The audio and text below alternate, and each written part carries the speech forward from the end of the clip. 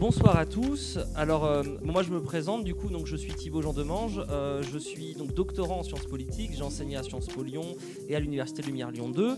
Et en fait, donc, comme elle dit Damien, avec Usul, on a voulu mettre en place des tables rondes. Donc, c'est-à-dire que moi je ne suis pas du tout spécialiste des questions qu'on va traiter tous les mois. Donc là, c'est comment dire, les tables rondes avaient lieu tous les troisième mercredis du mois, troisième dimanche pardon, du mois.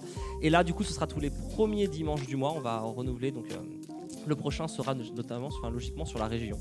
Voilà. Et donc, du coup, l'idée, c'est vraiment de distribuer la parole, d'avoir des invités qui sont des acteurs, en fait, des thématiques qu'on est en train de traiter. C'est-à-dire que moi, mon rôle, ce sera juste de distribuer la parole. Donc, n'hésitez pas, si vous voulez les interpeller, si vous avez des choses à dire, venez. Il y a un micro ici qui est à votre disposition. Vous venez, vous pouvez dire ce que vous voulez. C'est vraiment tribune libre. Voilà. Alors, pour introduire un petit peu la soirée de ce soir, pourquoi avoir décidé de faire une soirée finalement sur l'hôpital ?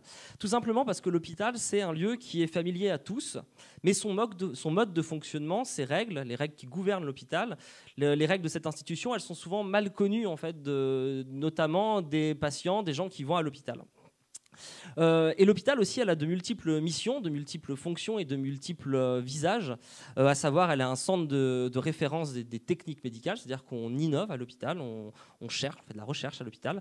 Elle est un lieu de recherche et d'enseignement, du coup, un espace où on éduque à la santé, que ce soit au niveau juste du geste chirurgical, mais aussi une totalité, c'est-à-dire, par exemple, comment est-ce qu'on suit des malades, comment est-ce on pense la question de la santé dans la société. Elle est un lieu qui accueille des patients toute l'année, donc c'est ce qui fait aussi la spécificité de l'hôpital. C'est une entreprise qui a un personnel qui est extrêmement nombreux. Il y a beaucoup de gens dans l'hôpital. Et toutes les personnes qui travaillent à l'hôpital, ce sont des gens en fait, qui ont des statuts extrêmement variés. Du brancardier jusqu'au chirurgien, en passant par l'infirmier, les infirmières, les sages-femmes, les femmes de ménage, ou les hommes de ménage, etc.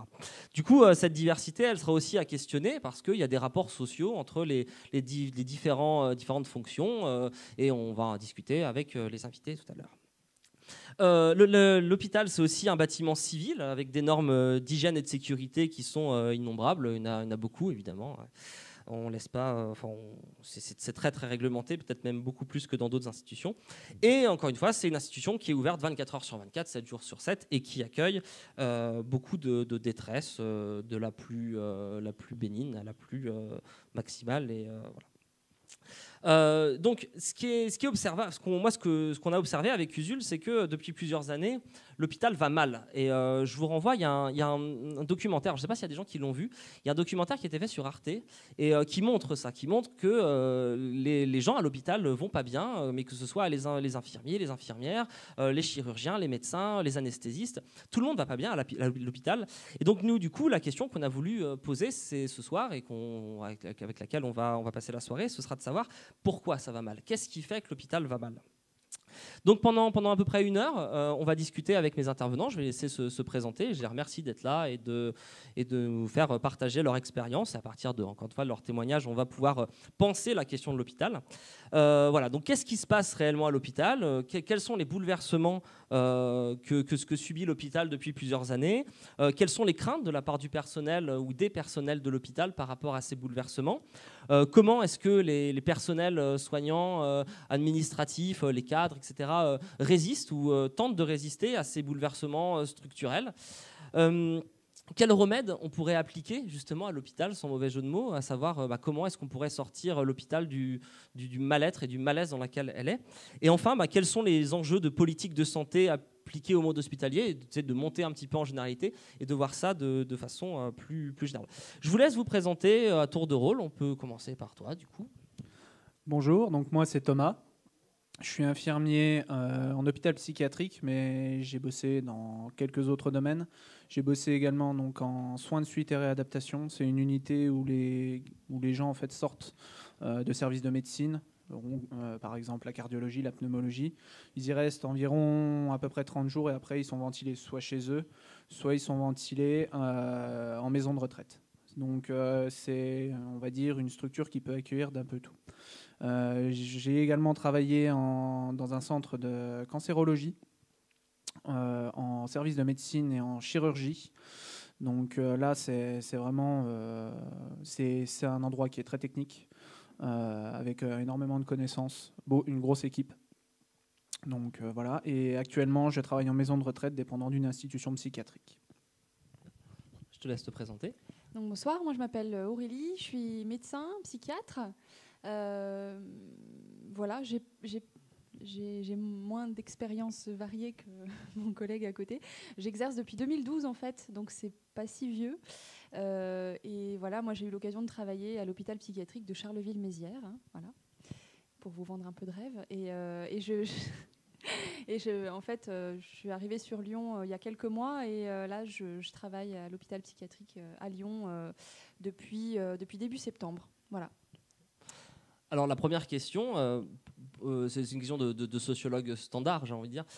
Pourquoi vous avez décidé de devenir et infirmier et psychologue, médecin psychologue? Pourquoi? Pas médecin psychologue. Pardon, excuse-moi. Redis-moi. Psychiatre, psychiatre, en fait, pardon, excuse-moi, oui. Voilà, Psychiatre. c'est Ouais. juste un titre. Pourquoi, du coup, quelles ont été les motivations? Est-ce que vous aviez un idéal ou pas? Est-ce que c'était juste parce que vous aviez possibilité de gagner votre vie grâce à ça? Vous aviez des facilités, je sais pas. Est-ce que vous aviez une envie particulière? J'ai envie que vous m'expliquiez un petit peu. Ok. C'est pas forcément facile à définir. Ah bah je sais. Après, moi, je pense que je me suis orientée vers la psychiatrie parce que en commençant mes études de médecine, j'ai toujours, malgré tout, été attirée par tout ce qui est un petit peu sciences humaines. Et la psychiatrie, c'est la seule spécialité médicale où on peut faire des sciences humaines, en fait, où on est un peu à la frontière. Voilà, de la science, mais aussi de la philosophie, si on peut dire ça. Et donc c'est ça qui m'a plu. Au tout départ, c'était pas ce que je voulais faire. Je voulais faire de la pédiatrie, voilà. Mais ça s'est vite. Je me suis vite orientée vers la psychiatrie et je pense que si j'avais pas pu faire ça, j'aurais été bien embêtée parce que j'avais pas forcément envie de faire autre chose. Et en fait, comment dire, traiter, faire des examens, rechercher des anticorps et donner des antibiotiques pour des maladies, c'est pas ce qui m'intéresse le plus dans la médecine en fait. Donc c'est la relation à l'autre qui m'intéresse. Donc je crois que c'est ce qui a fait que je me suis orientée dans ce domaine. Très bien. Et toi, du coup? Moi, j'ai vu de la lumière. Non, plus sérieusement. Des néons dégueulasses. Voilà, c'est ça. Et moches. Non, plus sérieusement, c'est surtout parce qu'en fait, il y avait quelque chose de très pratique, c'est que moi, je voulais pas d'études longues. Tout ce qui est humain m'a toujours fasciné, mais les études longues, médecine, je sais que j'ai pas le comportement pour ça. J'ai pas le tempérament pour rester à cravacher sur des cours. Donc, je voulais quelque chose de moins prenant. Alors, me faites pas dire ce que j'ai pas dit. C'est prenant, hein, de bosser. Voilà, les cours, faut les avaler. Mais pour le coup, 3 ans, ça se faisait encore. Donc il y avait ce truc-là, et puis aussi le fait que en tant qu'infirmier, on a vraiment, enfin voilà, ne serait-ce que ce que j'ai dit tout à l'heure, mais on a un panel qui est énorme. On peut travailler vraiment plus sur le côté social, que ce soit justement avec tout ce qui est d'ordre psychiatrique, la dictologie, où là on est vraiment dans un rôle humain, social, ou alors d'être vraiment plus dans la technique, dans des gros services urgences, réanimation, ce genre de choses. Donc après, j'avais pas une idée précise de là où je voulais travailler, tout simplement parce que j'avais pas de représentation de ces endroits-là. Moi, ma famille, c'est pas un milieu, on va dire, dans le médico-social. Donc du coup, je me suis dit, je verrai bien quand j'y serai, quoi. Et toi, ta famille vient de ce monde-là ou pas du tout? Pareil, est-ce que tu avais une vision particulière, soit fantasmée du monde médico-social, soit pas du tout? Alors, dans ma tête, le monde médico-social, c'est pas tout à fait pareil. Moi, je travaille dans le sanitaire. L'hôpital, c'est du sanitaire. Fail 2. non, mais c'est juste une histoire de oui, termes. Et du coup, non, moi, je viens pas du tout d'une famille de médecins pas du tout. Après, c'est difficile à dire la représentation que j'en avais. En fait, c'est aussi dans le cadre des études de médecine, on fait rapidement des stages. Je me souviens en 2e année, j'ai dû faire mon premier mini-stage en psychiatrie, donc ça permettait de voir un petit peu comment ça se déroulait. Je ne saurais plus vous dire quelles idées ou quels fantasmes j'avais à l'époque, ce serait erroné, je pense. Okay. Alors, ce que je trouve intéressant dans votre discours, c'est qu'à tous les deux, ce qui vous intéresse en premier lieu, c'est les rapports humains. Et on se rend compte qu'à l'hôpital, aujourd'hui, il y a une politique de management qui est de passer moins de temps avec les êtres humains à l'hôpital et de prodiguer des soins qui sont... Voilà, on soigne juste les gens et le côté humain, il est complètement absent. Qu'est-ce que vous en pensez de ça? Est-ce que vous en souffrez dans votre quotidien? Est-ce que vous trouvez que c'est justifiable, pas justifiable, ce genre de politique managériale des hôpitaux? Pour le coup, le fait qu'on ait moins de temps avec les personnes... Moi, je suis diplômé depuis juillet 2016. Donc j'ai commencé mes études en 2012. J'ai redoublé. Oui, j'étais au fond de la classe avec le radiateur. Vous connaissez. Donc du coup... déjà rien qu'entre le début et la fin, on sent. Moi j'ai senti qu'il y avait une différence. Ne serait-ce que certains lieux de stage quand j'étais étudiant, qui en gros disent clairement s'il n'y avait pas les étudiants, on tournerait pas bien. C'est-à-dire qu'il y avait autant de personnel que de stagiaires dans un seul service. Ce qui permettait du coup de prendre le temps. Donc même quand on est stagiaire, on prend un petit peu sur soi et on dit c'est pas grave quoi. Il y a une problématique du temps, ne serait-ce que même si on ne dit pas pour parler avec les personnes, dans tous les actes qu'on doit faire tous les jours. Moi, ça m'est arrivé, je vais prendre un exemple précis, quand j'étais en médecine. J'avais une personne qui avait une intervention. Je vais rentrer dans les termes un peu techniques, mais je vais expliquer. Qui avait donc ce qu'on appelle une urétérostomie. C'est-à-dire qu'en gros, l'urine ne sortait plus par les voies naturelles. Il y avait un petit sac collecteur. Et elle avait également une colostomie. Pareil pour les selles. En fait, il y avait un petit sac collecteur qui était abouché à la peau et tout sortait au fur et à mesure. Manque de bol, l'intervention, il y a eu ce qu'on appelle une fistule. C'est un trou qui s'est créé juste au centre des deux. Et en fait, l'ensemble des fluides sortait par cet orifice-là, qui n'était pas destiné à ça. Et donc il fallait à chaque fois refaire les poches.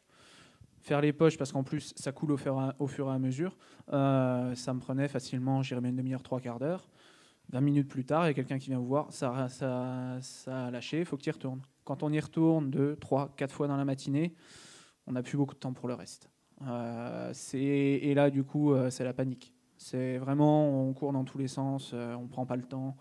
Des fois, il y a les collègues qui viennent nous aider quand elles peuvent. Donc déjà rien qu'au niveau, on va dire, des actes qu'on doit faire, des fois on sent qu'on n'a pas le temps. Je pense que de toute façon c'est quelque chose qui s'est accéléré parce qu'il y a toujours eu, on va dire, et c'est logique, un objectif de rentabilité quelque part. Mais cependant, je pense que ça s'est accéléré avec la mise en place de la tarification à l'activité dans le milieu des années 2000. Avant le milieu des années 2000, on avait en fait les hôpitaux avaient une dotation globale, c'est-à-dire on leur donnait temps pour fonctionner, pour payer les fonctionnaires, pour payer l'électricité, le matériel, tout. Après la tarification à l'activité, c'est-à-dire la somme que va toucher l'hôpital dépend des actes que vous faites, des pansements, des examens. Et du coup, ça devient encore plus une course à faut qu'on rentre dans les chiffres, faut qu'on soit vraiment carré, faut pas qu'on soit déficitaire, parce que sinon après c'est l'agence régionale de santé qui va mettre le nez dans ces affaires-là. Ça peut être une mise sous tutelle, donc là en général c'est pas très bon signe. Il peut y avoir des trucs assez compliqués qui en découlent. Pour vous donner un ordre d'idée, justement, moi quand je bossais en centre de cancérologie, ça faisait 1 mois que j'y travaillais. Et on a eu une réunion donc avec tout le personnel et le cadre nous a dit voilà, moi on vient de voir, le service sur l'année est rentable, on fait du bénéfice, c'est plutôt bien, etc. Par contre, la sécurité sociale vient de nous annoncer qu'ils ont baissé les tarifs de rémunération des actes de 0,1%, je crois. Ce qui fait que du coup, je ne sais plus précisément le chiffre, je dis ça un peu au hasard. Ce qui fait que du coup, va falloir faire plus d'actes. La réunion de service, on ne parlait pas de l'ambiance, on ne parlait pas de comment ça se passait, s'il y avait des soucis spécifiques. La première chose qui a été dite pendant la réunion, c'est ça. Donc, ça pose quand même un certain cadre. Et la tarification activité pose aussi quelques soucis vis-à-vis de justement, là je pense que tu vas me rejoindre, vis-à-vis de la psychiatrie. Oui, sauf que la psychiatrie échappe encore à la tarification à l'activité. On est en dotation globale. C'est la seule domaine qui résiste encore et toujours à l'envahisseur. Parce que justement, je vous laisse imaginer, dans un hôpital où justement on ne fait que du suivi, enfin, on fait majoritairement du suivi d'ordre social, on va facturer quoi ? Il n'y a pas grand-chose à facturer. Donc, c'est rien que le mode de pensée en fait, de tarification activité n'est pas compatible avec la psychiatrie. Il y avait un papier du Monde Diplo qui parlait de ça, qui était assez intéressant, justement. Merci. Oui, pour revenir à la question initiale, moi, dans ma pratique personnelle, je veux dire que je suis assez peu impactée par la politique managériale parce que j'ai pas au-dessus de moi un cadre qui organise mes journées, qui me dit ce que je dois faire, etc. Alors que dans le cadre des équipes infirmières, c'est quand même très différent. Et en fait, moi, en tant que médecin, j'organise mon activité comme je l'entends. Et en fait, si on vient me dire quelque chose... en gros, il y a toujours un chef, un supérieur hiérarchique, c'est-à-dire que par exemple au-dessus de moi il y a un chef de pôle, du pôle dans lequel je dépends. Moi je travaille en psychiatrie du sujet âgé. Mais ce chef-là pourra jamais venir me dire comment travailler parce que c'est juste interdit et que le médecin est libre d'organiser le soin et de faire ce qu'il veut, comme il veut, dans sa pratique avec les patients. Donc du coup, on a une certaine marge de manœuvre, une certaine liberté. Moi, les premières consultations, tous les patients en première consultation, je les vois 1 heure. Je dégage un créneau d'1 heure pour les voir et donc je peux faire les choses bien. Après, effectivement, quand on voit la demande qui s'accumule, le nombre de patients qui attendent en file d'attente, forcément on est amené, vu aussi le contexte de désertification médicale, à caler des consultations dans les coins, parce qu'on a envie de bien faire et on a envie que tout le monde puisse accéder aux soins dont il a besoin. Mais après, dans l'organisation de mon activité, moi je reste, et c'est le cas pour tous les médecins, je pense, je reste libre d'organiser les choses comme je le souhaite. Après, quelle était la question ? Il y avait peut-être plusieurs parties. Je ne sais plus. C'était en freestyle. Non, comme ça. Ouais. Ah oui, parce que l'hôpital va mal, et donc voilà. C'est pour ça que je fais qu'elle va mal. Après, oui, peut-être que donc ça c'est pour mon activité propre. Après, effectivement, moi j'ai toujours travaillé en service hospitalier. Mon activité principale n'a jamais été libérale. Et donc, du coup, je travaille en équipe avec une équipe infirmière et j'ai travaillé avec des équipes très en souffrance, pour le coup, parce qu'il y a un turnover en l'occurrence, c'était surtout les aides-soignants qui tournaient beaucoup en CDD. Parle plus près du micro. Près du micro, merci. Les aides-soignants, en fait, qui sont en CDD court et qui tournaient de manière très régulière avec... du coup, il n'y avait pas de cohésion d'équipe possible. Enfin, il y en avait une, avec les infirmiers notamment, mais du coup... c'était une équipe qui n'était pas très stable. Et quand on travaille, c'est sûrement vrai dans les autres spécialités, mais moi je peux parler que de ce que je connais. Travailler avec des patients qui ont des troubles psychiques, ça demande quand même d'avoir une certaine cohérence dans le travail, une certaine cohésion et de savoir ce qu'on fait et où on va, parce que si on est aussi perdu que les personnes qu'on soigne, ça devient quand même compliqué. Donc voilà. Et après, pour revenir sur le financement, l'hôpital psychiatrique donc est encore en dotation globale, donc on n'est pas en tarification à l'activité. Par contre, c'est peut-être différent en fonction des régions, mais dans la région Auvergne-Rhône-Alpes, en fait, ils ont appliqué ce qu'on appelle la péréquation. C'est-à-dire que l'Agence régionale de santé, qui est en fait notre agence de tutelle administrative, qui a été créée, je crois, c'était sur la loi de 2011, HPST, faite par Roselyne Bachelot à l'époque, qu'a créé ces agences de tutelle, en fait, qui sont les agences régionales de santé, on fait une évaluation de tous les hôpitaux psychiatriques et on dit que tel établissement était surdoté et tel établissement était sous-doté. Et ceux qui sont surdotés doivent rendre des sous. Donc, ce n'est pas la tarification à l'activité, mais c'est quand même une manière d'évaluer l'activité de manière un petit peu plus globale. Et donc, doivent rendre des sous, mais en même temps, ce n'est pas forcément les vases communicants. Et ceux qui rendent les sous rendus par ceux qui sont surdotés ne vont pas directement dans la poche de ceux qui sont sous-dotés. Parce que ceux qui sont sous-dotés doivent justifier de projets qui plaisent à l'ARS, en fait, et qui sont... voilà. Donc, du coup, ça donne un petit peu l'impression que c'est une vaste blague juste pour récupérer des sous. Voilà.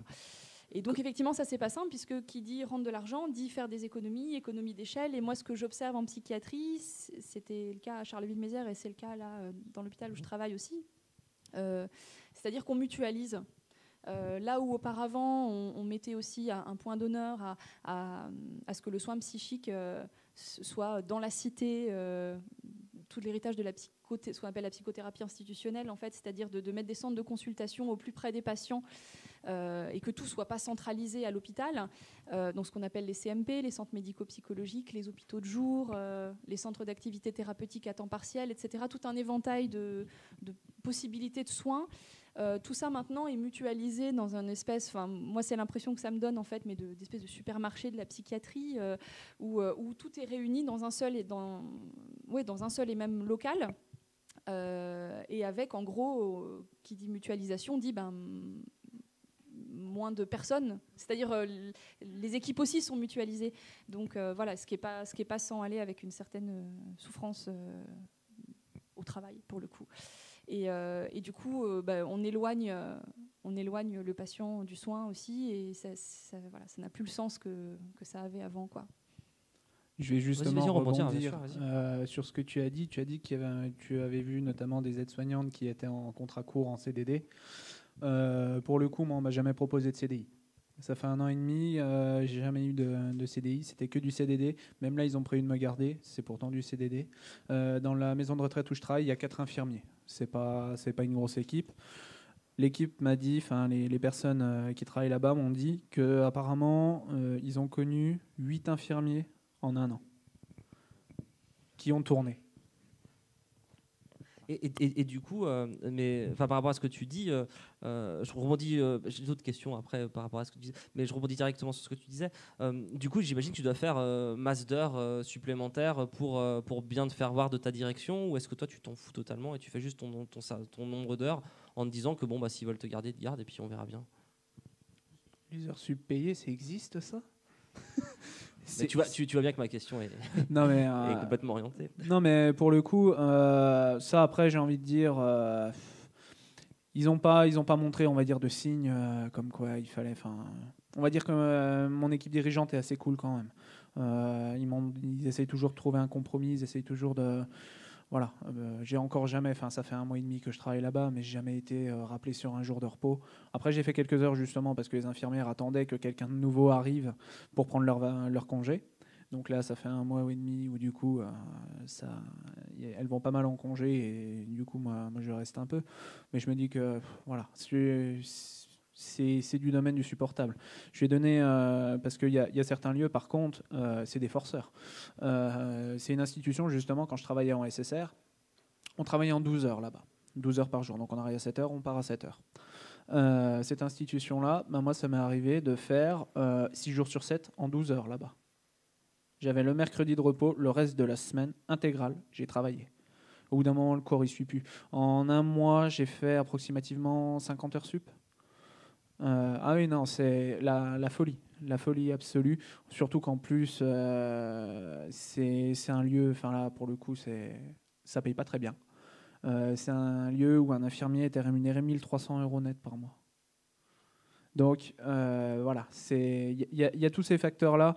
Puis j'ai entendu deux, trois autres choses, on va dire, assez croustillantes dessus. C'est pour ça que moi, j'avais très vite coupé court.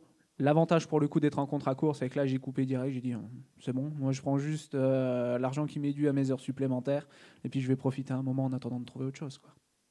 Et ça se bouscule pour être infirmier ou pas du tout? Ou est-ce que parce que le comparatif, ce que tu dis, moi qui viens du monde universitaire, c'est exactement ça sur les charges de cours, et les chargés de TD sont souvent des doctorants qui sont en contrat de vacation et qui du coup sont payés 40,80 € brut de l'heure, et du coup on te demande de corriger des copies, etc. Et plus tu corriges des copies, plus tu montres en fait que tu es docile vis-à-vis de l'administration qui t'embauche, plus en fait tu as de chances de pouvoir être renouvelé l'année d'après, parce que tu es docile et parce que tu fais pas chier, etc. Est-ce que c'est là, et puis en plus, comme le monde universitaire est complètement bloqué, y a beaucoup de gens qui demandent des postes et très peu de postes. Est-ce que c'est la même chose au niveau des infirmiers ou pas du tout?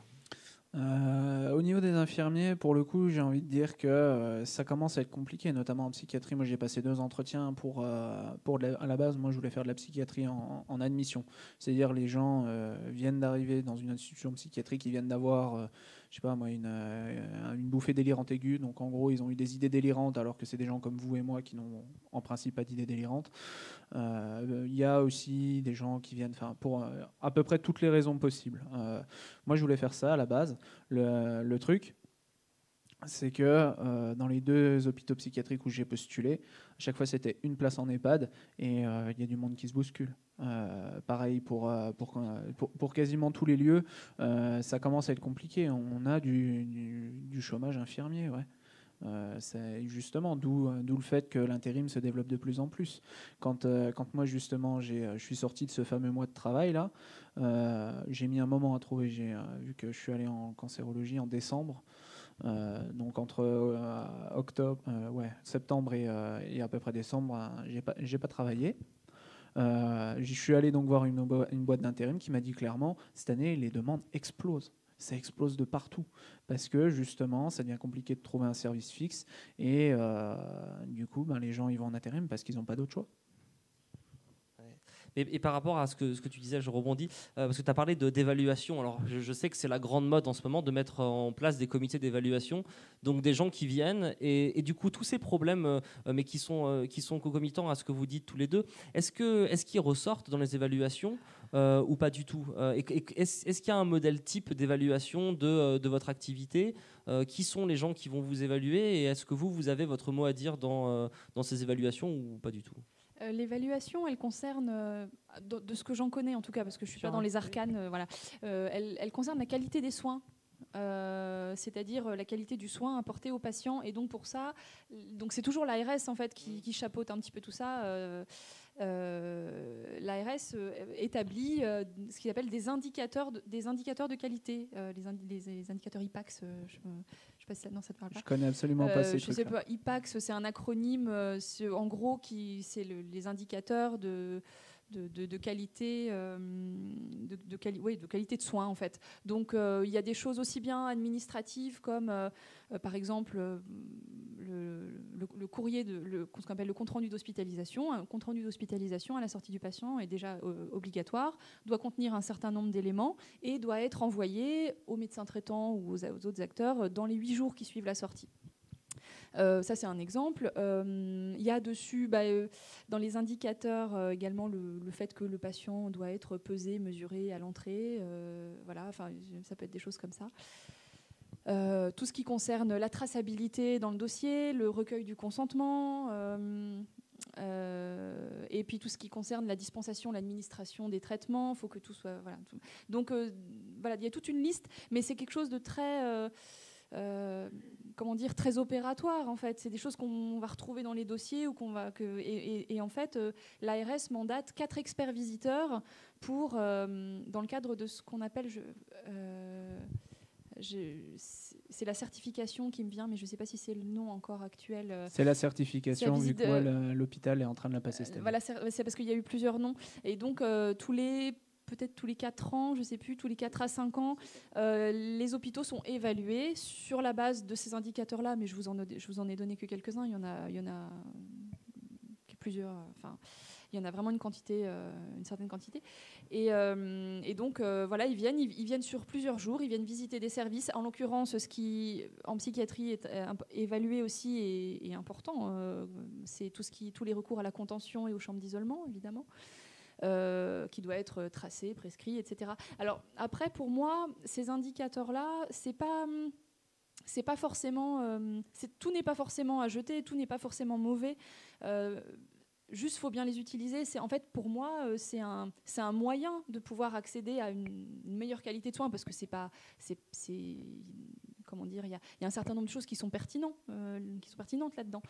Et du coup, ce que moi j'ai essayé de mettre en place, en tout cas dans les services dans lesquels j'ai pu travailler, c'était d'utiliser ces indicateurs-là. Si on peut avoir la certification, tant mieux, mais c'était pas une fin en soi. C'était de faire en sorte que, justement, il y a une certaine checklist, entre guillemets, de choses qui soient faites et à faire, et qui soient bien faites, de manière à ce que le patient soit bien, que ça contribue à une bonne prise en charge du patient. Donc voilà, mais effectivement, la certification, ça met en ébullition la cellule qualité de l'hôpital, de tous les hôpitaux, parce que maintenant, il y a des qualiticiens qui sont là exprès pour ça et pour préparer les visites et pour voilà. Donc ça se développe effectivement de plus en plus. J'ai l'impression qu'en fait, du coup, ça sert plus à classer les établissements dans le. Alors peut-être que je me trompe. Hein. Alors c'est peut-être plus le cas dans. Comment ?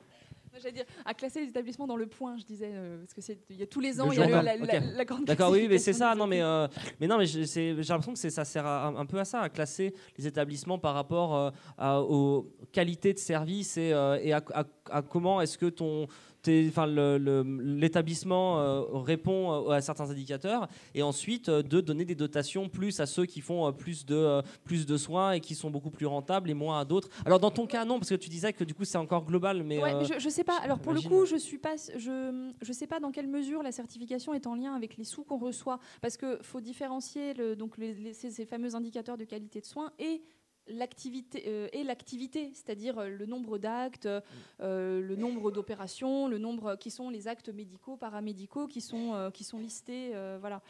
Donc je suis pas sûre je connais pas les liens qu'il y a entre les deux, mais c'est pas sûr que les deux soient liés. Parce que dans ce que tu dis, j'ai l'impression que s'il y a une forme d'autonomie, on veut autonomiser l'hôpital. Et il me semble que d'ailleurs c'est dans le projet de Macron, il l'avait dit pendant la campagne, qu'il veut rendre l'hôpital beaucoup plus libéral. Alors que j'ai consulté hier pour préparer justement cette soirée sur le site du ministère de la Santé, et il y a toute une page sur comment, alors je sais plus, j'ai noté, c'est assez hilarant, comment inciter les prescripteurs aux bonnes pratiques, pour l'interrogation, puis alors il faut un petit paragraphe, ou comment réguler l'offre de santé, puis il faut un petit paragraphe, ou alors comment réguler la demande de soins, puis il faut un petit paragraphe. Et ce que je trouve intéressant, c'est que j'ai l'impression qu'en fait, si tu as lu le paragraphe sur le site et qu'en fait tu dis aux agences de notation, mais c'est un peu ça en fait finalement, que tu respectes les petits paragraphes et que tu fais bien comme il faut, et peu importe en fait si le personnel qui bosse dans ton hôpital souffre des conditions de travail, on s'en fout. Alors que, et je finirai là-dessus, alors que, et j'en parlais tout à l'heure avec la colloque de ma copine, où elle me montrait justement, notamment en gériatrie, des gens qui disent mais non, si on veut que les patients aillent mieux, il faut les accompagner, passer plus de temps, et que ça compte aussi dans la démarche qualité. Et pour ça, il faut que le personnel ait beaucoup plus de moyens. Et le moyen, c'est pas forcément des moyens financiers, c'est plus des moyens de temps, plus de soutien. Et tu le disais, quand tu dois remplacer des poches toutes les demi-heures parce que ça pète, et qu'il y a des gens qui peuvent t'aider s'ils ont du temps, je sais que c'est... Enfin, j'ai l'impression qu'il y a un peu ces aspects-là. Ouais. Mais le bien-être des agents n'est, à ma connaissance en tout cas, absolument pas pris en compte dans l'évaluation. De savoir si les agents sont heureux de venir travailler, je ne crois pas que ça fasse partie des indicateurs qualité de l'ARS. À ce propos, justement, je ne sais pas si tu as vu l'envoyé spécial d'il y a quelques semaines sur l'hôpital.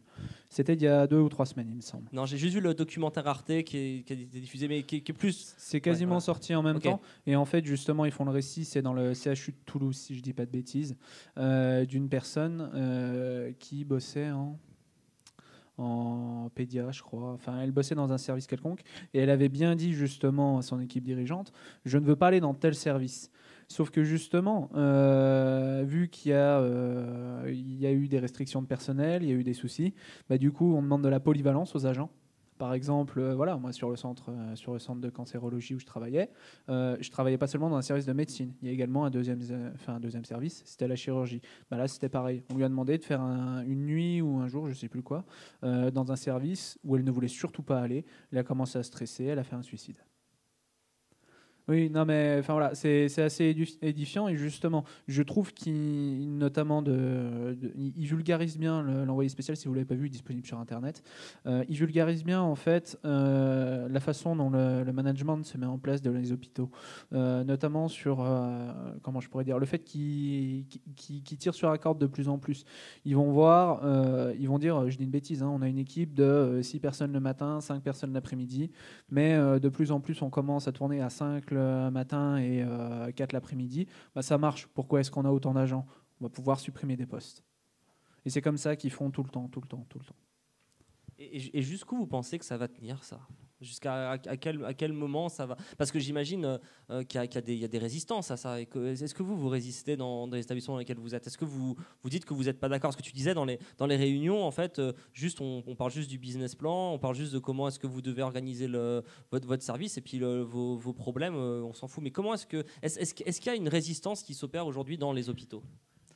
Bah pour le coup, il y a, on va dire, la résistance traditionnelle, les syndicats. Je sais qu'en ce moment, justement, sur l'hôpital où je suis, ils sont assez actifs parce que commence à y avoir des grosses restructurations dans les services d'admission, justement, où il y a une équipe en principe qui est composée de 4 infirmiers par poste, donc 4 le matin, 4 l'après-midi. Le truc, c'est que au nom du fait qu'il y a un déficit au niveau de l'hôpital, il y a un poste d'infirmier à chaque fois qui va sauter et remplacé par un poste d'aide-soignant. Les aides-soignants, ça coûte moins cher. Ou la maison de retraite dans laquelle je suis en ce moment, on est 4 infirmiers, donc il y a un infirmier par poste. Il y a 40 personnes. Imaginons, je dis une bêtise, hein, c'est très peu probable, mais imaginons, il y en a une qui me fait un infarctus et de l'autre côté j'ai un accident vasculaire cérébral, il va falloir que je décide laquelle je prends en premier. Et le truc, c'est qu'en plus, assez souvent, la cadre n'est pas là parce qu'elle aussi, on lui demande de la polyvalence et elle gère plusieurs unités qui ne sont pas physiquement l'une à côté de l'autre. Donc du coup, à ce moment-là, c'est moi qui vais devoir décider. Quand il n'y a pas de cadre, ça peut arriver pendant une journée entière, c'est moi qui vais décider de tout. En plus de tous les actes que tu dois faire. Oui. Et justement, là, on a eu un petit souci parce que de plus en plus, nous, on travaille en principe. L'effectif normal, c'est, si je ne dis pas de bêtises, c'est 6 le matin et c'est 5 l'après-midi. De plus en plus, on tourne à 5 et à 4. Donc 4 aides-soignants et un infirmier. Et du coup, vient forcément la question de, il y a 40 personnes, il y a des toilettes à faire tous les matins, donc il faut les laver. C'est un flux très tendu. Donc nous, on essaye d'en prendre une part aussi, sauf qu'il y a toute notre charge de travail qui peut varier en plus. Donc il y a eu justement quelques tensions à ce niveau-là. Et il a fallu qu'on se voit avec la cadre, justement, là où ça a été... Malgré tout, ça dépend aussi des lieux, ça dépend aussi du but recherché. Sur mon lieu de travail actuel, on a pu un peu mettre les choses au point et j'ai pu, sans avoir peur de le dire, moi, si je fais une toilette en 15 minutes, je sais que je vais être maltraitant. Donc, je ne le ferai pas. Et ça a été entendu comme ça. Et il n'y a pas eu... on n'est pas venu me chercher là-dessus, justement. Même si certains lieux où on fait clairement comprendre, c'est 15 minutes, pas plus. Et toi, dans ton service, est-ce qu'il y a des gens qui gueulent et qui sont pas contents? Moi, je ne suis pas depuis très très longtemps. J'ai pas vraiment perçu ça. Moi, j'ai perçu surtout beaucoup de résignation, en fait. Beaucoup de résignation. Et après, pour ce qui concerne le corps médical, le corps médical fait quand même pas beaucoup grève. Ou alors pour des préoccupations plutôt corporatistes. Voilà, et c'est pas forcément des éléments moteurs dans la lutte contre tout ce dont on vient de parler. Voilà, moi, ce que je peux en dire. Après, par rapport à ce que tu disais, je crois qu'il y a faire les toilettes en 15 minutes. Enfin, je ne sais pas si vous imaginez. Peut-être qu'il n'y a pas de gens qui travaillent dans les hôpitaux, mais il y a peut-être certains qui ont été patients et je ne sais pas, qui ont eu une opération ou quoi, et qui ont eu besoin à un moment donné qu'on les lave. Et je ne sais pas si vous imaginez le fait d'être dans cette position-là, de patient allongé dans un lit, qu'il y ait quelqu'un d'extérieur qui vienne vous déshabiller, vous laver. C'est quand même pas rien, symboliquement. Et la personne qui vient, elle sait qu'elle a 15 minutes grand maximum pour le faire, et c'est impossible. C'est un soin relationnel aussi, quel que soit le service dans lequel on est, quoi. Et de rentrer, dire bonjour. Et c'est du temps humain, ça se rationalise pas. Voilà. Et du coup, je pense qu'il y a vraiment moi, de ce que j'en vois, en tout cas, ce qui cause ce malaise voilà, palpable partout, dans tous les services, c'est vraiment cette dissonance entre les valeurs soignantes qu'on a. Généralement, les personnes qui décident de faire aide-soignant, qui décident de faire infirmier, ils ont voilà, une certaine idée du soin, une certaine valeur humaniste, j'espère. Mais globalement, moi, des personnes que j'ai rencontrées, avec lesquelles j'ai travaillé, c'est quand même ce qui se dégage. Et ce qu'on leur demande et ce qu'on leur intime de faire en disant, bah voilà, là, tu n'auras pas le temps parce que de toute façon, ce matin, vous n'êtes que 3, donc il y a les toilettes, il y a les accompagnements, il y a, voilà.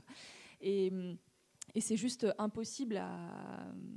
Comment on fait avec ça, quoi quand on a envie d'aider l'autre et que en fait on a des impératifs voilà, et qu'en plus il peut y avoir des sanctions derrière si jamais c'est pas appliqué, quoi. C'est comme si on avait juste un cahier des charges à suivre et qu'il faut qu'on fasse ce cahier des charges dans la matinée ou l'après-midi et point. Donc on a paradoxalement cette espèce de mise sur un piédestal là, de la qualité des soins qu'on vante voilà, auprès de tout le monde, et derrière si on a des agents qui vont pas bien, les soins peuvent pas être de qualité de toute façon. Donc, parce que j'ai l'impression aussi que c'est le mal-être et la résignation.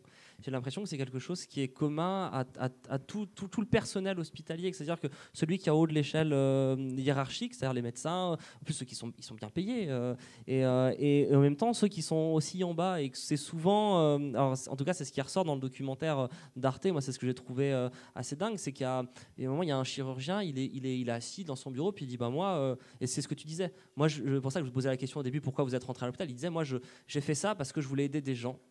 Et il dit ça fait 25 ans que je fais ça, et en fait maintenant je cours tellement partout, en fait, il décide même plus en fait de ce qu'il veut faire, quelle opération il fait. Il dit je cours tellement de partout que finalement ça me blase, et il dit si demain je gagne au loto, j'arrête. Et dans le reportage on voit bien que leur mal-être, il est répercuté directement sur les gens qui sont infirmiers, les gens qui font les soins, etc. Est-ce que toi, tu le ressens notamment dans ton service? Est-ce que tu ressens que le mal-être de certaines personnes qui sont des médecins, etc., est-ce que ces gens-là, est-ce qu'ils te font ressentir qu'ils vont pas bien, et est-ce qu'ils t'en mettent plus plein la gueule que si ils allaient beaucoup mieux? Bon, on va dire que en général, quand ils me voient debout... ça passe toujours mieux qu'avec une jeune fille qui fait 1m60. Mais pour le coup, moi, je vais surtout en fait, parler des cadres. Parce que les médecins, en maison de retraite, je ne les vois pas beaucoup. Vu qu'ils sont là, en gros, 1 ou 2 heures dans l'après-midi, 3 ou 4 fois par semaine, et c'est tout.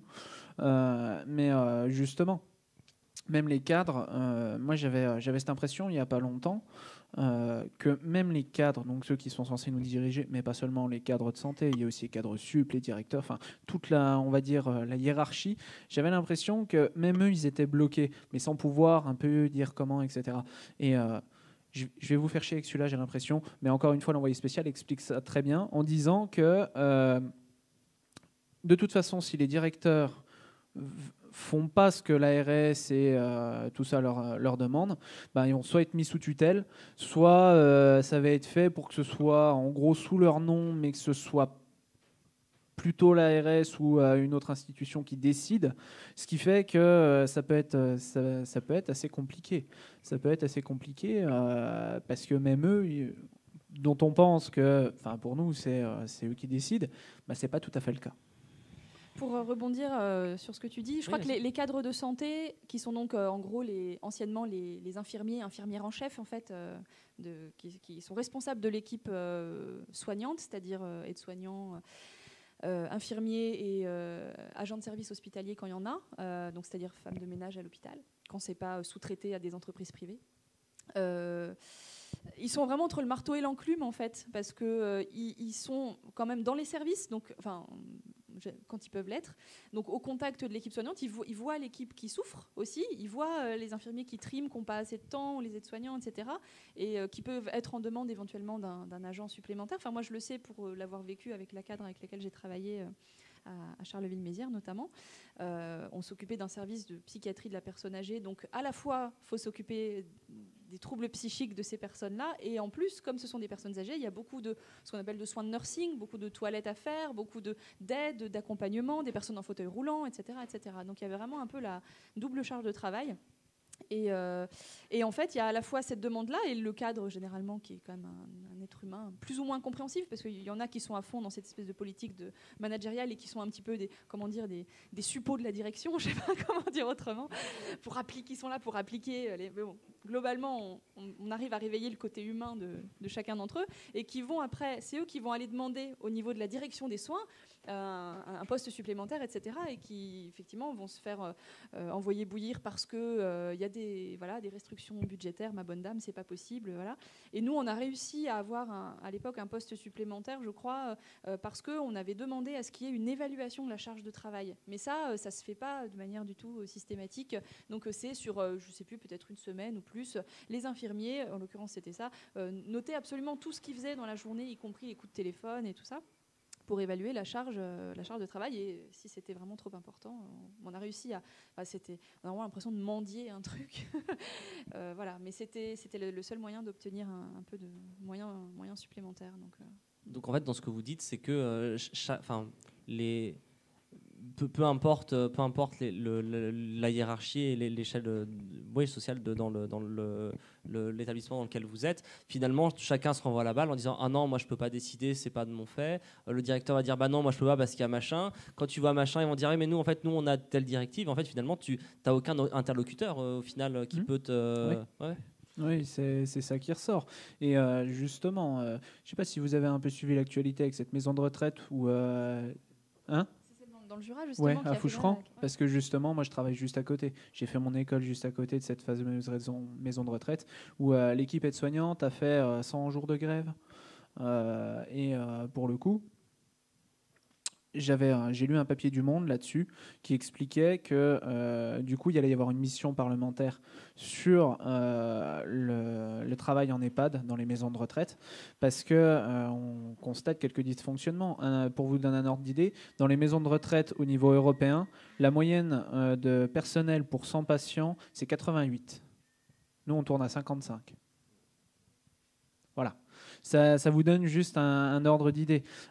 Justement, tout ce qu'on disait tout à l'heure, les toilettes en 15 minutes, etc., ça, c'est toutes des choses que ces personnes-là, les aides-soignants de Foucheran, ont vécu, ont dû faire contre leur gré, parce qu'elles n'avaient pas le choix, parce qu'elles avaient une direction au-dessus, peut-être parce qu'il y avait des contrats précaires. Je vous avoue que je ne les connais pas assez pour pouvoir parler en leur nom. Mais ça, c'est des choses pareilles qui se retrouvent aussi dans les stages. Les stagiaires utilisés pour... moi, ça m'est arrivé justement, je suis même blacklisté du service public d'une certaine ville, parce que je me suis pris la tête avec un cadre. Un beau jour, il arrive et il me dit bah, tiens, je vous ai changé d'horaire. Bah bon, comment ça se fait ? Il me manque une aide-soignante dans l'équipe, donc du coup je vous ai mis dans l'équipe. Sauf que ça, si jamais il y en a qui sont intéressés par le domaine de la santé, le truc à ne surtout pas faire, c'est dire oui. Parce que là, ça peut être votre place dans un institut de formation qui est en jeu. S'il se passe quoi que ce soit, c'est votre responsabilité. C'est vous qu'on va venir chercher. Donc à ce moment-là, moi je dis non, c'est illégal, je le ferai pas. J'ai dû appeler justement l'IFSI parce que lui a dit non, c'est la réalité du terrain, il faut vous y faire, c'est comme ça, demain vous êtes aide-soignant. Non, ça marche pas comme ça. Du coup, et c'est là que ça devient un peu pervers, parce que pour le coup, j'ai appelé donc mon école qui rappelle le stage et me rappelle ensuite. Forcément, le cul un peu entre deux chaises, parce qu'à ce moment-là, ils me disent, ils nous ont dit, soit tu acceptes, soit ils prennent plus d'étudiants de notre école. Ouais. Ah oui. Et alors, petite cerise sur le gâteau, mon bilan de stage venait d'être fait parce que c'était 3 jours avant la fin de mon stage. Forcément, ils voulaient revoir mon bilan de stage pour réévaluer ma motivation. Voilà. Donc, j'ai tenu. J'ai dit non, je ne le ferai pas. Mais pour le coup, ça a été un peu chaud le lendemain. Ça a été un peu chaud et le dernier jour, j'y suis même pas allé parce que forcément, j'étais puni. En fait, je faisais que l'aide-soignant. Vu que j'avais refusé de ne faire que l'aide-soignant, du coup il m'a dit maintenant tu feras que des soins de nursing. Tu as interdiction de toucher à tout ce qui est infirmier. Donc, et forcément il a fait monter ça à la direction. C'était sur une maison de retraite de service public, donc du coup dans une certaine ville. Mon nom est marqué sur une belle liste, à mon avis fluoté de toutes les couleurs, donc je peux plus y bosser. Voilà. Et tu parles de public, et dans le privé, est-ce que vous savez comment ça fonctionne ? Est-ce que c'est plus avantageux ou est-ce que c'est plus la merde que dans le public ? Par exemple, Foucheran, c'est du privé. Voilà, pour donner un ordre d'idée. Après, ça c'est fait. Ça dépend j'ai envie de dire, de plusieurs facteurs. Le premier, c'est déjà qu'est-ce que les patients y payent. Parce que moi, j'ai travaillé justement en tant qu'aide-soignant pendant mes études, mais à côté, hein, pas pendant les études, pendant les vacances, pendant les week-ends. J'ai travaillé en tant qu'aide-soignant dans une maison de retraite, justement en milieu privé. Et il y avait une organisation un peu particulière parce qu'on travaillait en 10 heures, ce qui, quelque part, moi, m'avantageait parce que, du coup, vu que j'avais que les week-ends de disponibles, ça me faisait faire des heures en plus. Ce qui, pour les équipes, était un peu plus compliqué parce que 10 heures, tout le temps, il faut revenir. Ça peut être compliqué. Mais j'avais pas autant, justement, à l'époque, autant ce ressenti comment je pourrais dire, du manque de personnel. Après, peut-être que c'était sur mon poste spécifique ou je sais pas, parce que j'étais quasiment tout le temps même poste et du coup je m'occupais quasiment tout le temps des mêmes personnes. Quelque part, c'était un avantage parce que du coup, je les connaissais bien, je pouvais un petit peu aller plus, entre gros guillemets, plus vite avec eux parce que je sais pas, vous êtes qui, vous faites quoi, machin. Ils me connaissent, ils savent que je suis là le week-end. Mais en dehors de ça, sur les EHPAD privés, moi, je pense que c'est à peu près pareil. Moi, il faut faire la différence. Moi, je travaille là actuellement dans un hôpital privé à but non lucratif. Ce qui fait que c'est en fait un hôpital privé, une fondation en fait, mais avec des missions de service public et qui reçoit donc de l'argent public. Voilà. Et qui, pour le coup, a les mêmes obligations. Voilà.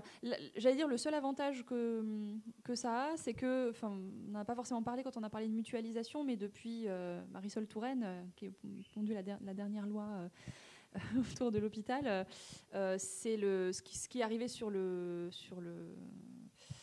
terrain, c'est ce qu'on appelle les GHT, donc les groupements hospitaliers de territoire. Donc, puisqu'on parle de mutualisation, là, on va même mutualiser des établissements entre eux. Voilà, au départ, on nous dit oui, mais bon, c'est que pour la logistique, l'informatique, les trucs. Vous verrez, ce sera transparent pour vous, etc. Enfin, on sait que c'est le pied dans la porte, quoi. Effectivement, ça commence par ça.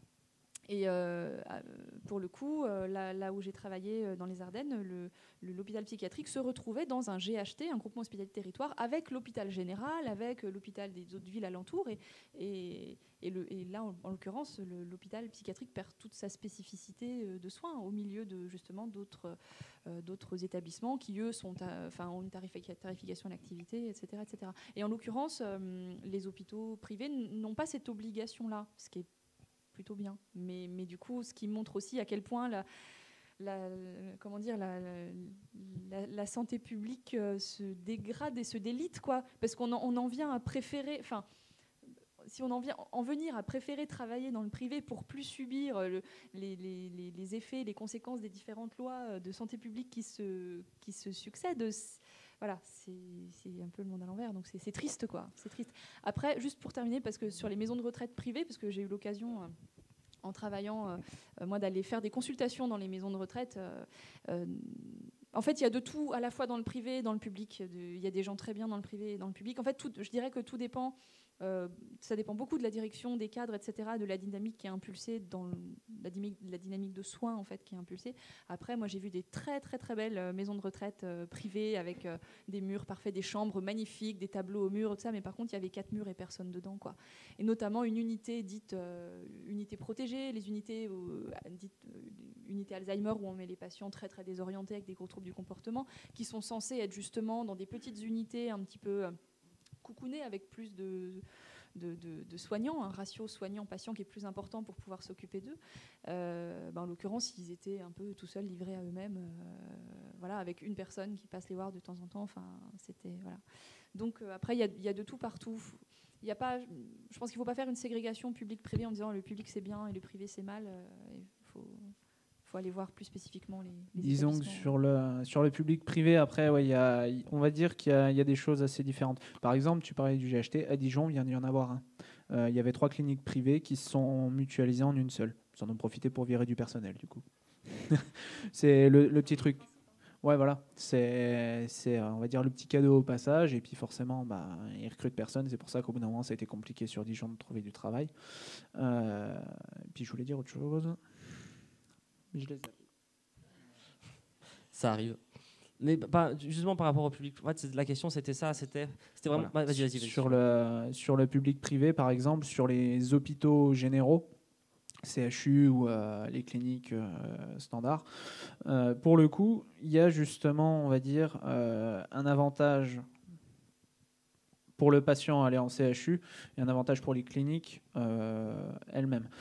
L'avantage pour le patient d'aller au CHU, c'est tout simplement qu'on est obligé de tout traiter.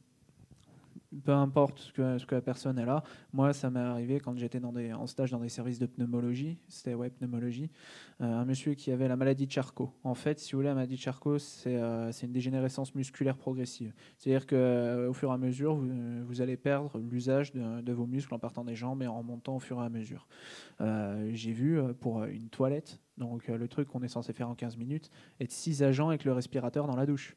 Je vous laisse imaginer. Enfin, on a pu prendre le temps, on a pu faire des choses assez intéressantes. Voilà, là, il y a vraiment des gros soins, des trucs, parce qu'on est obligé de traiter même ce qui n'est pas rentable. À l'inverse, les cliniques, elles, justement, peuvent un peu choisir leur activité parce qu'elles n'ont pas cette mission de service public. C'est ça, et puis ma question c'était plutôt de dire est-ce que finalement ça vaut pas plus le coup quand tu vas bosser dans ce milieu-là? Est-ce que ça vaut pas plus le coup pour tes conditions de travail finalement d'aller dans le privé que dans le public, puisqu'il y a plein de... vous l'avez dit, il y a plein de choses à gérer dans le public qui n'ont pas forcément à gérer dans le privé. Et alors évidemment que c'est des patients qui sont beaucoup plus riches et qui ont les moyens de soigner et d'aller dans ces instituts-là. Mais est-ce que vous avez plus l'impression que oui, c'est plus avantageux au niveau des conditions de travail et de votre considération en tant qu'agent Moi, j'allais dire ça dépend de ce qu'on cherche aussi dans son travail. Moi, j'ai fait des remplacements dans des cliniques privées dans le cadre de mon internat, etc. Et dans des cliniques pour le coup privées à but lucratif cette fois. Enfin, on est vraiment dans le privé libéral, tout ce qu'on veut, où c'était de l'abattage, quoi. C'est-à-dire qu'on voit les patients à la chaîne et enfin c'était voilà, enfin donc après ça dépend de la philosophie de soins qu'on porte et voilà, moi je donnerais pas enfin voilà, même pour un salaire mirobolant, je n'irais pas bosser dans ce genre d'établissement. Après, je dis pas que tous les médecins là-bas font du mauvais boulot et sont là que pour la thune, hein, mais il y en a. Il y en a aussi qui font du bon boulot, mais voilà, c'est pour ça qu'il faut aller voir avant. Et après, ça dépend aussi de la pression qu'on met, parce qu'après, l'établissement est géré comme une entreprise, quoi. Donc après, effectivement, on embauche comme on veut, et peut-être que malgré tout, dans le public, encore, je sais pas trop, mais peut-être encore une certaine, je sais pas, protection vis-à-vis du statut des personnels. La seule protection qu'on pourrait avoir plus ou moins maintenant, je pense, c'est le statut d'agent de la fonction publique. Parce que titulaire, quoi. Ouais, voilà, parce que même les CDI de toute façon, vu ce qui pointe avec les ordonnances sur la loi travail, faut pas rêver les CDI. Moi par exemple, je suis en CDD, ni une ni deux, je sais que je vais passer au prochain contrat. Il y a de fortes chances que je sois en CDI projet, parce que c'est mon projet. Non, mais voilà, parce que ne serait-ce que l'hôpital va forcément avoir cette réflexion logique de base. Près du micro, par contre, l'hôpital va forcément avoir cette réflexion logique de base. Ok, on peut prendre un mec en CDD, ça va nous coûter les indemnités de fin de contrat, etc. Ou alors on prend la même personne et on lui file le même salaire, sauf qu'il n'y a pas les indemnités de fin de contrat, il n'y a pas tous ces trucs-là. Et vu qu'on a plus ou moins prévu de le garder, on peut le tester sur 2 ou 3 ans. Vu qu'en général, maintenant les gens sont CDIsés, ouais, ils ont un CDI au bout de 2 ou 3 ans. Ceux qui sont rentrés en 2016 dans l'hôpital où je bosse vont avoir leur CDI en 2018. Donc forcément, ne serait-ce que ça, l'hôpital va forcément dire pourquoi est-ce qu'on ferait pas ce truc-là qui pourrait justement éviter que l'ARS vienne nous chier dans les bottes pour je ne sais quelle raison, en disant on va faire des économies sur le personnel.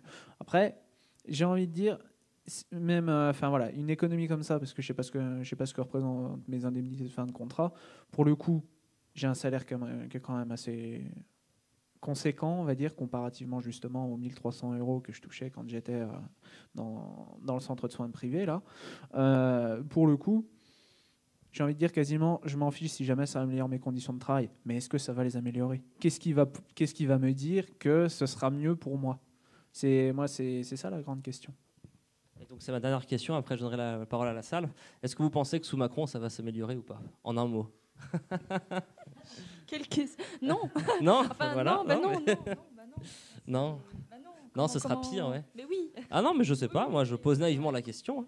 Et l'hôpital va devenir une entreprise. En fait, c'est le chemin que ça prend depuis Oui, plusieurs non, années. mais c'est ce qu'il fait, bien C'est sûr. pas, c'est que la continuation de ce qui se fait, mais l'hôpital devient une Bien entreprise. sûr. Et d'où la santé publique devrait être rentable. Je veux dire, d'où la sécurité sociale devrait dégager des bénéfices. Enfin, voilà. C'est pas.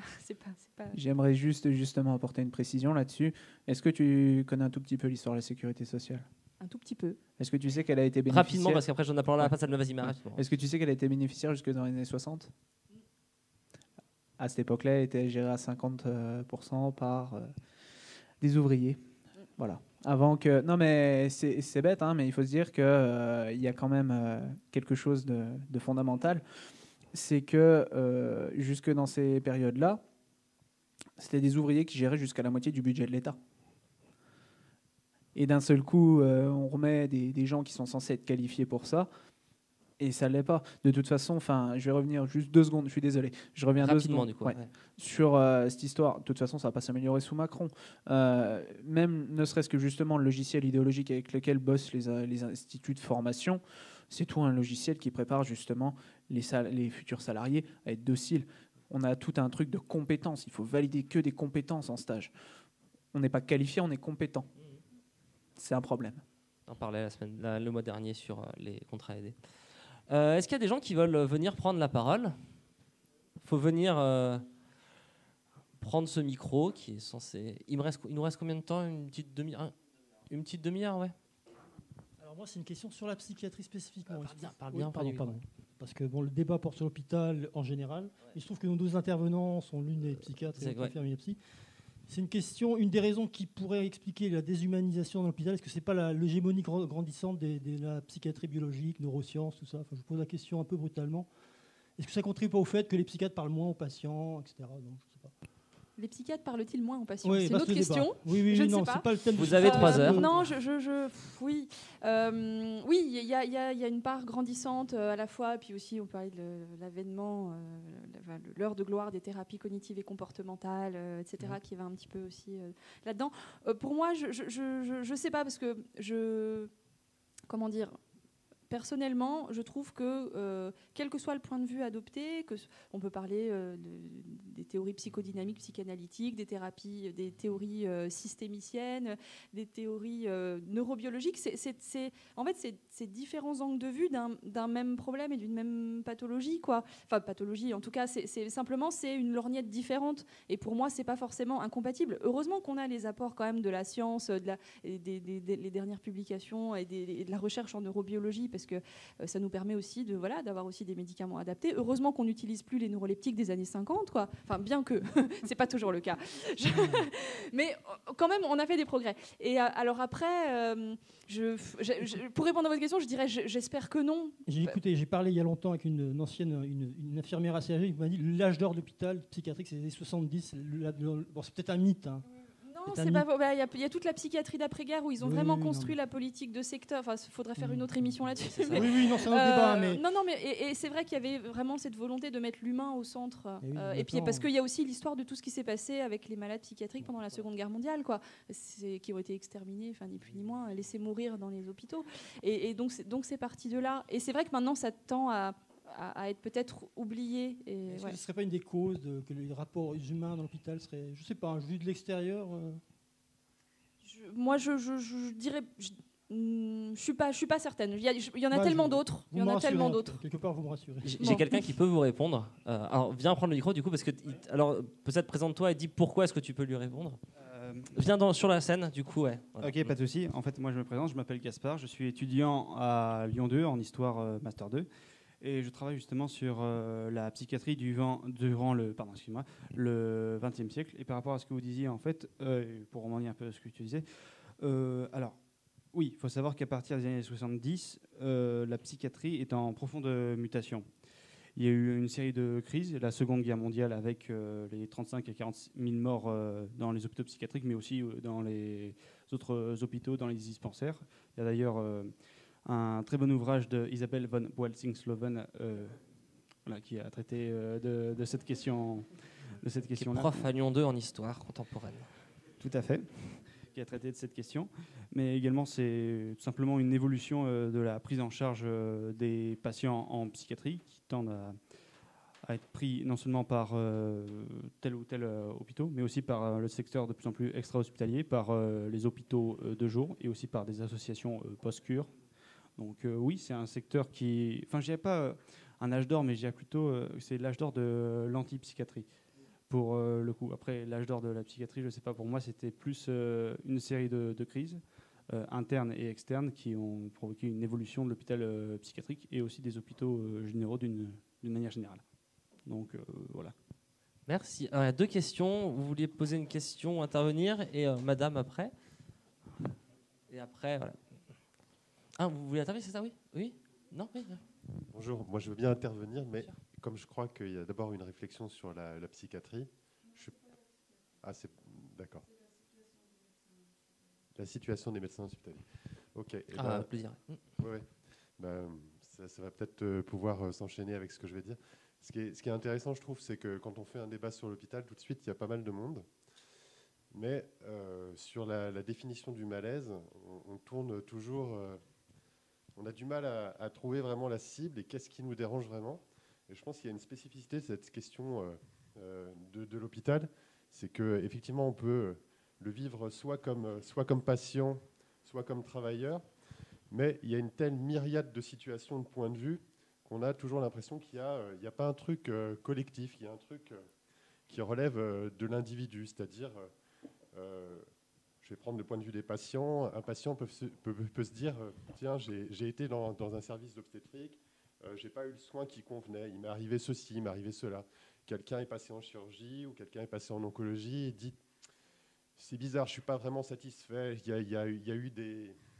Je sens que j'ai souffert, que j'ai pas été pris en charge comme il fallait, ou qu'il y a eu une indication qui aurait été contestable, ou que je ressors avec un traumatisme. Et chacun a son propre vécu qui trouve toujours incomparable à l'autre. C'est-à-dire, voilà, on a une myriade de situations comme ça entre celui qui n'est pas satisfait d'une prise en charge avec tel ou tel spécialiste. Et de l'autre côté, on a des acteurs qui sont l'un dans un service de psychiatrie, l'autre dans un service de chirurgie, l'autre dans un service ou un autre de l'hôpital. Et chacun a du mal à mettre un nom sur cette chose qui est collective. Et moi, je me dis, il y a un moment où il faut retrouver la boussole et se dire, il y a un dénominateur commun dans la transformation de la situation de l'hôpital, c'est qu'il y a une approche, on va en sortir les gros mots, il y a une approche néolibérale de la santé aujourd'hui qui conduit, par exemple, pour le faire vite, à l'instauration de politiques de néo-management dans les hôpitaux, avec la transformation d'un système de tarification, avec la recherche de rentabilité, avec la polarisation sur des indicateurs de performance autour de tel ou tel acte. Et ça, c'est des dispositifs de pilotage qui aboutissent quand même à proposer une certaine vision du soin dans lequel, à chaque fois, on minimise un certain nombre de paramètres qui ne rentrent pas dans les équations et qui sont du domaine de l'humain. Et la médecine, voilà, jusqu'à preuve du contraire, c'est de l'humain. Donc les gens, on les soigne en en prenant soin, quoi. C'est-à-dire en leur parlant, en les considérant comme des êtres humains. Et je pense qu'à l'hôpital, comme dans la recherche, comme dans l'enseignement, il y a un truc qu'on demande aux gens, enfin aux professionnels, c'est de venir s'occuper des autres comme si c'était un matériel mort, comme si c'était une pièce dans une usine. Alors on va compter le nombre d'opérations qu'on fait sur une pièce sur une usine. Mais on ne peut pas transmettre dans l'enseignement des connaissances si on n'y met pas du cœur, si on n'y met pas de soi. On ne peut pas soigner quand on est psychiatre ou psychanalyste s'il n'y a pas une forme d'empathie ou de regard sur l'autre. Et je pense que les infirmiers vivent ça tout le temps, c'est-à-dire ils sentent bien qu'il faut du temps. Et puis, faut se mettre à la place de l'autre pour essayer de voir, pour recueillir un vrai consentement éclairé, s'apercevoir s'il y a une vraie connaissance, une vraie compréhension des enjeux des traitements qu'on propose, si on a envisagé toutes les thérapies possibles, si on peut suivre un malade quand il est sorti de l'hôpital 1 semaine, 2 semaines, 1 an après qu'il soit passé. Est-ce qu'on Voilà. Et les indicateurs de performance, ils ne mesurent pas la perte de chance 5 ans ou 10 ans après, quoi. Ils ne s'aperçoivent pas si quelqu'un qui est passé à l'hôpital à 40 balais, il est mort à 65 plutôt qu'à 75. Ces trucs-là, on ne les voit pas. Donc il y a des détriments à vachement long terme.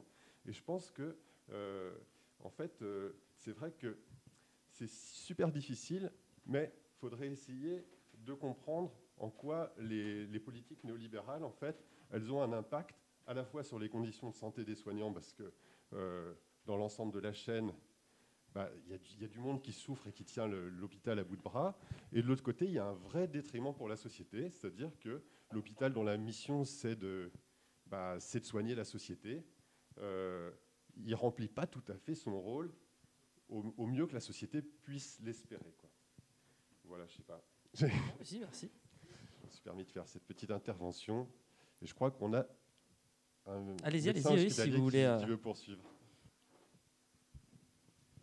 Si vous voulez après vous répondre. Après, on peut boire un coup, on peut manger. Je crois, on peut manger oui, au soir. On peut boire un coup, on peut manger et discuter et continuer la discussion, évidemment. C'est qu'un préambule.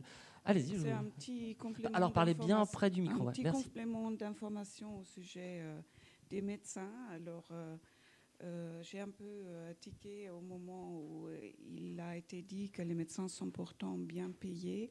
Je m'inscris en faux contre cette affirmation.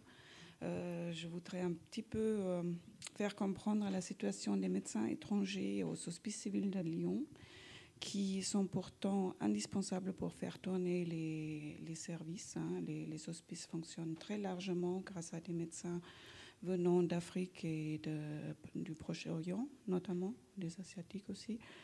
Ces personnes sont payées pour le même travail que les titulaires, entre 60 et 70% de leur salaire. Ils sont employés sous forme de contrat à durée déterminée, avec au bout pas de droit au chômage.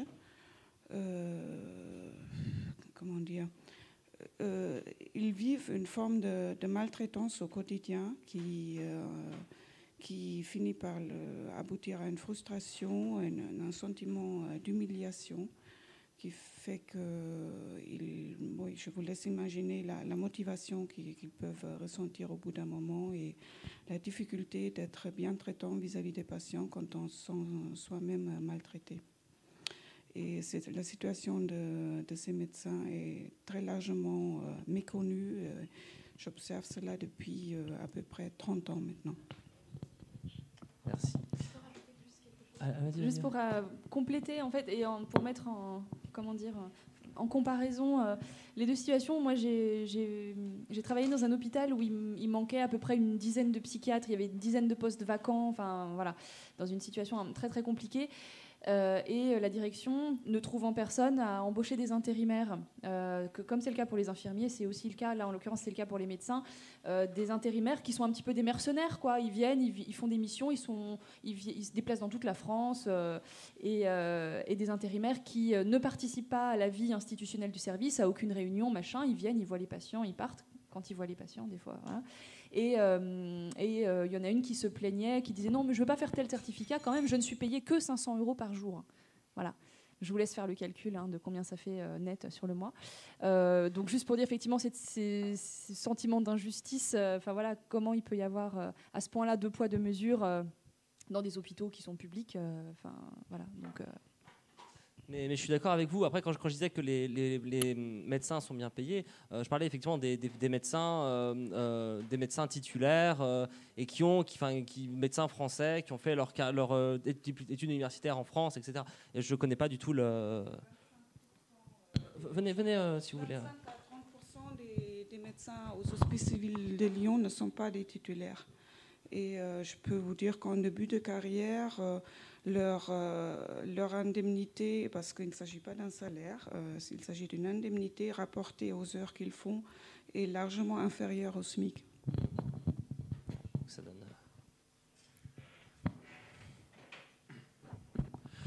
Bonsoir. Moi, je voulais revenir sur un truc beaucoup plus général, avec une question peut-être tout à fait naïve, mais du coup, vous me direz. Je suis un peu tombé de mon canapé tout à l'heure quand vous avez évoqué le ratio entre les patients soignants Vous avez évoqué, je crois, 55 soignants pour 100 patients, et comparé à une moyenne européenne beaucoup, beaucoup plus élevée. Et moi, tout naïvement, je me disais que voilà, les services publics en France, bien que se dégradant nettement dans tous les secteurs, on doit quand même être pas trop mal par rapport à la moyenne européenne et mondiale, etc. Et là, voilà, je suis un peu tombé. Donc, Les maisons de retraite, après, c'est un des premiers trucs, on va dire, qui a été laissé au privé. C'est ça aussi, c'est que au privé, lucratif, hein, j'entends. Parce que par exemple, je vais revenir sur cet exemple parce qu'il est dans l'actualité, donc pour parler de maison de retraite, c'est idéal. Foucheron, il y avait des dividendes monstres qui étaient versés à des investisseurs. Je ne sais plus combien c'est, mais des gens qui, on va dire, étaient très bien rémunérés. Je pense que ça vient de ça aussi et que là, le terme de compétitivité prend son sens parce que là, c'est pas la compétitivité vis-à-vis des entreprises des autres pays parce que on n'exporte pas vraiment du soin, c'est un truc qu'il faut qu'il se passe sur place. C'est par rapport aux autres établissements. Les établissements sont un peu mis en concurrence les uns les autres de toute façon, avec ces histoires de rentabilité. Lui, il consomme moins de machin, il fait plus de ça, c'est plus rentable, c'est ceci, c'est cela. Donc forcément, quand il y a un modèle privé qui arrive avec une logique de rentabilité, le service public doit forcément emboîter le pas. Parce que sinon, on va venir le chasser là-dessus. Les fonctionnaires assistés, payés à rien foutre. Enfin, je pense que tu connais le discours. D'accord, je peux. Vas-y, continue. Merci. D'accord, donc en fait, j'avais pas tout à fait saisi que ça concernait, ou je me souvenais pas que ça concernait juste les maisons de retraite. C'est surtout, voilà, pour l'histoire de l'effectif, c'est par rapport aux maisons de retraite, parce que la mission parlementaire qui est commandée pour 2018 concerne les maisons de retraite. Ok, et en ce qui concerne plus généralement les hôpitaux, est-ce qu'on en est, est-ce que c'est un ratio qui correspond aussi à la moyenne européenne? Enfin, est-ce qu'on est aussi largué? Est-ce qu'on a des hôpitaux avec peu de moyens par rapport à nos voisins? Vis-à-vis de ça, j'ai envie de te dire que de toute façon, il n'y a pas de normes dans les services de manière générale. Là, c'était une moyenne pour voir un petit peu comment ça se passe. Après, il n'y a que quelques services qui sont vraiment rationalisés en disant, voilà, c'est notamment les services de réanimation où il faut impérativement tant d'infirmiers, je ne sais plus précisément combien, mais il faut tant d'infirmiers pour tant de patients et la plupart du temps, c'est compliqué. C'est parfois compliqué de les tenir, donc on se retrouve parce que réanimation, ça demande quand même beaucoup de travail.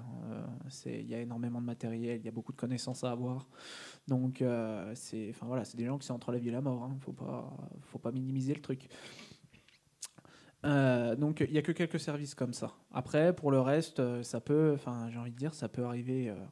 S'il y a vraiment, grosse catastrophe, qu'on ait un infirmier pour un service entier où en principe il y en a peut-être 3.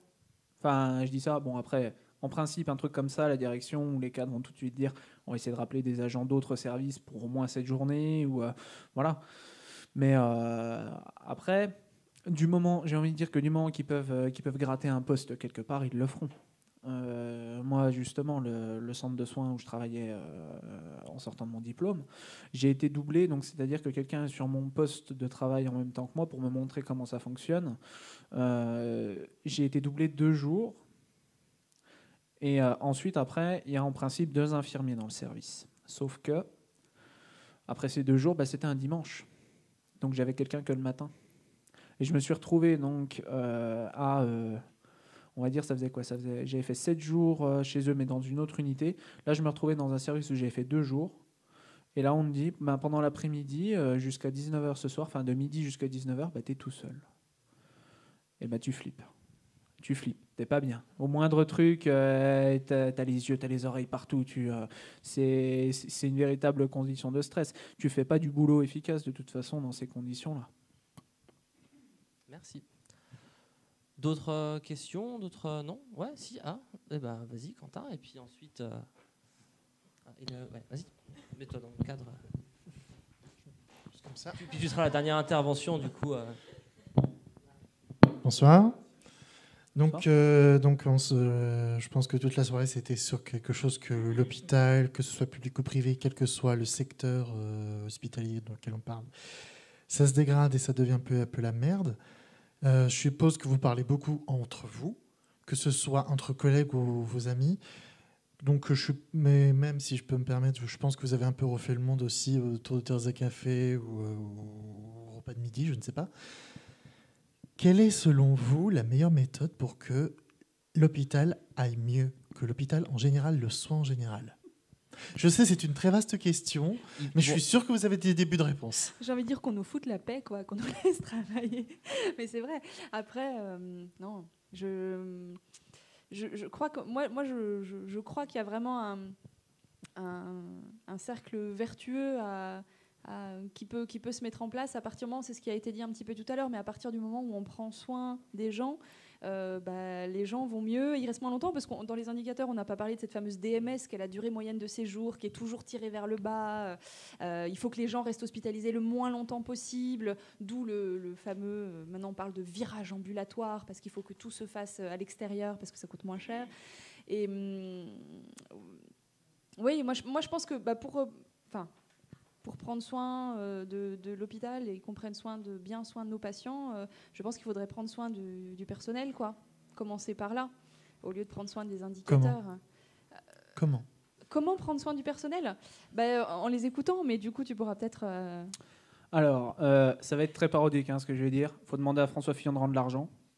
Et tu mets une ISF à peu près 90%, là, ça va rouler, mais comme tu veux. Donc, en gros, vous donnez plus d'argent et vous laissez main libre pour que l'hôpital aille mieux. En gros, si tu veux, je pense que c'est surtout une question de personnel. Parce que même si on a une formation au niveau infirmier, je parle parce que les autres, je ne les connais pas, mais une formation au niveau infirmier qui a quelques trous, pour le coup... Tous les agents, tous les gens qui sortent des instituts de formation en soins infirmiers sont volontaires, veulent faire des choses. Le problème, c'est que il y a déjà une rigidité et surtout il y a, on va dire, la logique. Là, pour le coup, la logique de projet s'applique aussi dans le cursus des soins infirmiers parce qu'on nous demande de faire, par exemple, des projets de soins. C'est-à-dire qu'en gros, la personne, vous avez peut-être déjà entendu ça, les 14 besoins de Virginia Anderson. En gros, c'est une liste de 14 besoins qui sont jugés fondamentaux. Et ensuite, va en découler donc des problèmes ou des risques. Les problèmes, c'est quelque chose d'avéré. Le risque, c'est par exemple, il risque d'avoir, il est tout le temps sur son lit, il risque d'avoir un escar. Un escar, c'est une sorte de petit point de compression qui fait que les cellules meurent. Et puis, ça donne de la nécrose et ça peut être très dangereux. Pour le coup, ça, c'est ce qu'on appelle un projet de soins. Un risque d'escar est compris dans le projet de soins. Et il y a des trucs, justement, dont on sait qu'on ne les traitera pas. Je vais prendre ne serait-ce que n'importe quelle petite dame qui est en maison de retraite, qui a des troubles dépressifs depuis qu'elle a 15 ans, elle en a 95. Va falloir le mettre dans le projet de soins pour dire lui parler ou je sais pas quoi. Enfin, un truc, c'est censé être réalisable. Mais on n'y changera rien, son trouble dépressif, si elle a depuis 80 ans. Enfin, mais c'est... Non, mais je rigole. C'est un autre débat. Non, mais ceci dit, lui parler, c'est intéressant quand même comme bien projet sûr, de soins. Bien sûr, mais le souci, c'est que forcément, quand tu hiérarchises, parce qu'il faut hiérarchiser du coup après ces problèmes, quand tu hiérarchises ces problèmes, c'est forcément le truc qui viendra après risque thromboembolique ou je sais pas quoi. C'est forcément un truc qui va passer à la trappe. Voilà, où on va forcément avoir comment je pourrais dire, une espèce de logique où tous ces trucs-là, on va essayer naturellement de gagner du temps dessus. En fait, le soin relationnel, c'est toujours la variable d'ajustement. Voilà.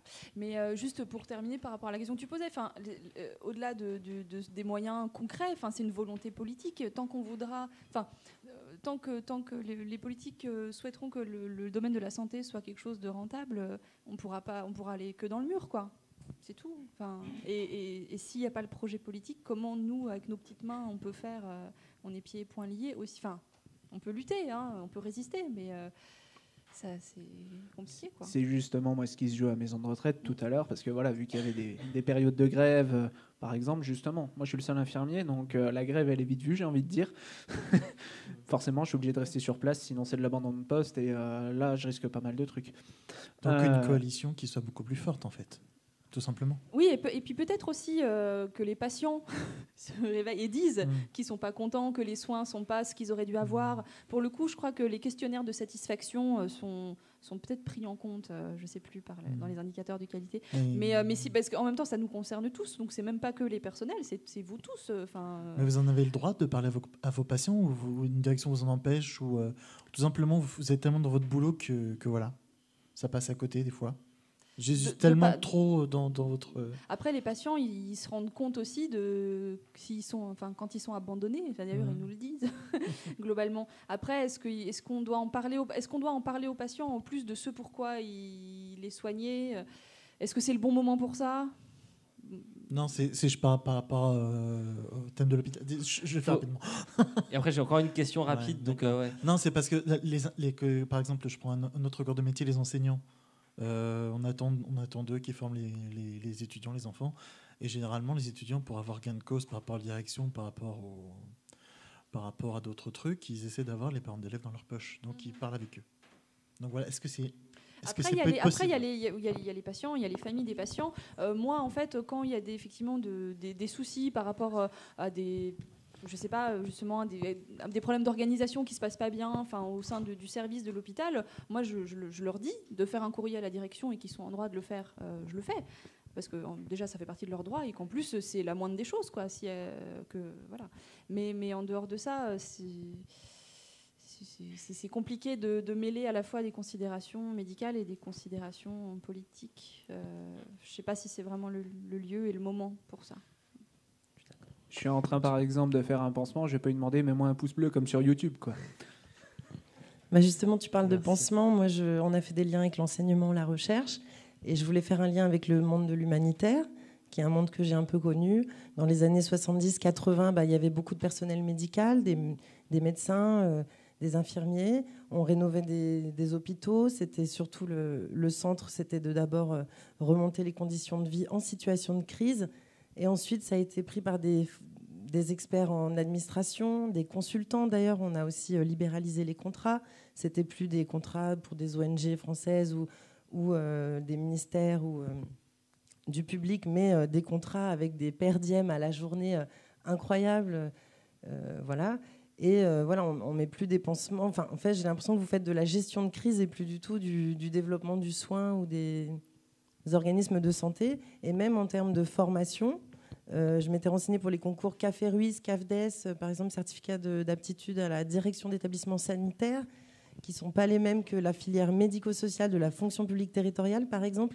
Donc déjà, avant de comprendre l'organigramme institutionnel du monde médico-social ou du sanitaire, au tout départ, vous disiez non, mais moi, c'est le sanitaire. Mais alors, quel est le médico-social, le sanitaire, l'insertion sociale? On est où, à quel moment, en fonction de quelle étape dans le parcours du soin de la même personne? Ça peut être un seul individu peut, dans sa vie, on en parlait, on est tous concernés, être patient, être accompagnant de patients, être dans l'insertion, avoir le statut d'handicapé aussi. Enfin, est-ce qu'on donne de plus en plus le statut de handicapé à des salariés, puisque comment on s'insère professionnellement dans le monde économique quand on est proche de...